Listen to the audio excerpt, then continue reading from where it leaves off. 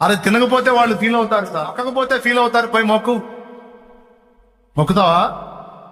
మరి అంత స్పష్టంగా అలాంటి బోధ, మోసపుచ్చే బోధ అని చెప్పి వాక్యం మొత్తుకుంటుంటే, మరి ఇలాంటి బోధ చేసే వాళ్ళని ఎలా ఫాలో అవుతున్నారండి విశ్వాసులు? వాళ్ళని దేవుని సేవకులుగా ఎలా గుర్తిస్తున్నారు? వీడియోస్ ఎలా లైక్ చేస్తున్నారు, ఎలా షేర్ చేస్తున్నారు, స్టేటస్ లో వాళ్ళు ఎలా పెడుతున్నారు?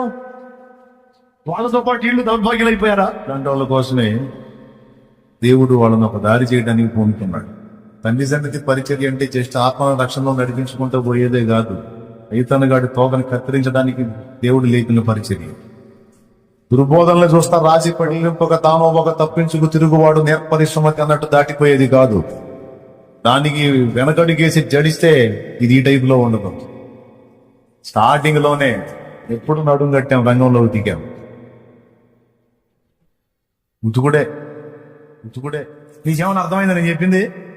ఉతుకుడే.